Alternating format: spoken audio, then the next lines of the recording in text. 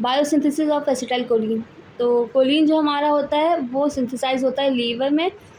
कब होता है? जब सेरीन और इथेनोलामीन का रिएक्शन होता है और सोडियम ट्रांसपोर्ट सिस्टम के थ्रू जो हमारा कोलिन होता है वो नर्व टर्मिनल के अंदर आता है।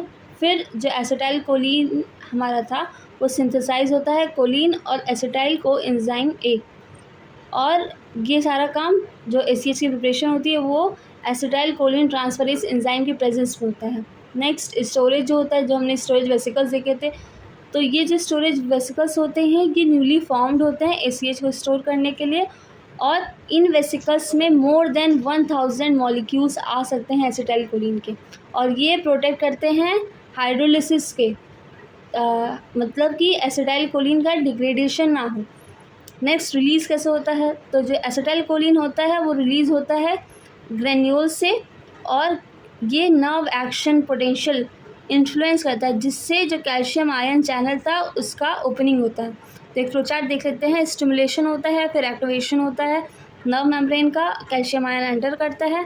कैल्शियम आयन एंटर होने की वजह से एक्टिवेट हो जाता है प्रोटीन काइनेस, जो मेम्ब्रेन को हमारे रप्चर कर देता है, और उसकी वजह से वेसिकल्स फ्यूज़ हो जाते हैं प्री सिनेप्टिक मेम्ब्रेन में।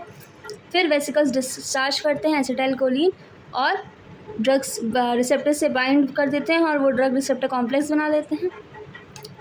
कैटाबॉलिज्म देखें अगर एसिटाइल कोलिन का, तो जो हमारा एसिटाइल कोलिन होता है वो अफेक्ट तब होता है जब उसका एंजाइमेटिक हाइड्रोलिसिस होता है। और कौन सा एंजाइम इन्वॉल्व होता है? एसिटाइल कोलिनस्टेरेज, जो कि रिस्पॉन्सिबल होता है हाइड्रोलिसिस का, जो हमने लास्ट डिग्रेडेशन पढ़ा था वो चीज़।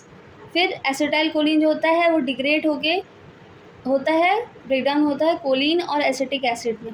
अब ये जो हमारा एसिटाइल कोलिन है इसका रिलीज़ कब अफेक्ट होता है?